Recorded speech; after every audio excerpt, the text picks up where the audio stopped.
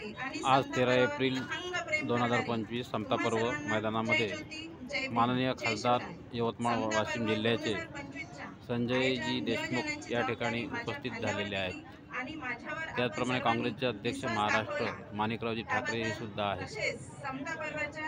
आणि ज्या मुलाने जेई पहिल्याच प्रयत्नात प्राप्त करून तो मोठ्या पदावर गेला आहे तो विद्यार्थी या समता पर्वामध्ये आहे। जय भीम, जय भारत। आभारी आहे। समता पर्वाच्या मार्गदर्शिका माननीय प्रमोदिनीताई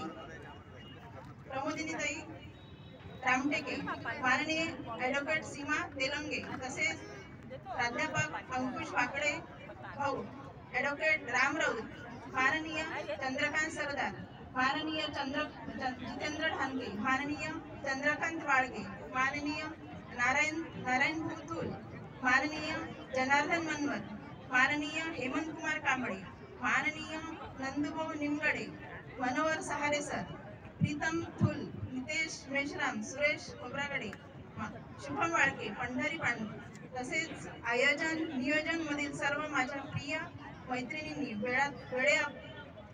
वेळेअभावी मी सर्वांचे नाव घेऊ शकत नाही, त्याबद्दल मी क्षमा मागते। आपल्या सर्वांचे सर्वप्रथम मनपूर्वक आभार मानते। हे केवळ माझ्या वैयक्तिक जीवनातील सन्मानाचे क्षण नाही, तर समता, न्याय आणि समतेच्या मूल्यांशी माझी बांधिलकी अधोरेखित करणारा प्रसंग आहे। सन 2005 मध्ये तत्कालीन जिल्हाधिकारी माननीय हर्षदीप कांबळे सर यांनी या समता मैदानावर समतेचं एक रोपटं लावले होते। हे आता 25 वर्षाचे मोठे वृक्ष झाले आहे।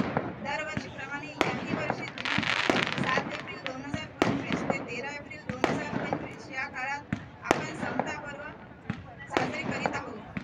हे पर्व 2005 पासून यवतमाळच्या ह्या मैदानावर माननीय डॉक्टर हर्षदीप कांबळे साहेब यांच्या मार्गदर्शनाखाली अविरतपणे साजरे केले जात आहे। आणि आज या पर्वाला 20 वर्ष पूर्ण झाली आहेत। ही खरोखरच अभिमानाची बाब आहे। शूटिंग चालले आतापर्यंत समता पर्वाच्या आयोजनाकरिता ज्या जास्त सदस्यांनी श्रम केले आणि समता पर्वाची ओळख संपूर्ण देशामध्ये झाली, अशा समता पर्वाच्या सर्व ज्येष्ठ सदस्यांचे आभार मानते व मी त्याबद्दल कृतज्ञता व्यक्त करते।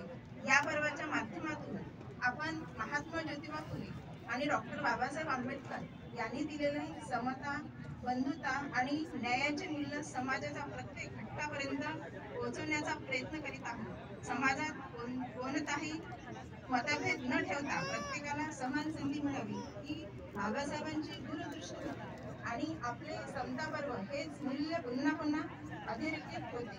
आजच्या दिवशी मी सर्वांना आवाहन करते की चला आपण सर्वांनी मिळून बाबासाहेबांच्या विचारांचा अंगीकार करूया आणि एक समतेवर आधारित बाबासाहेबांच्या विचारांची समाज घडवूया।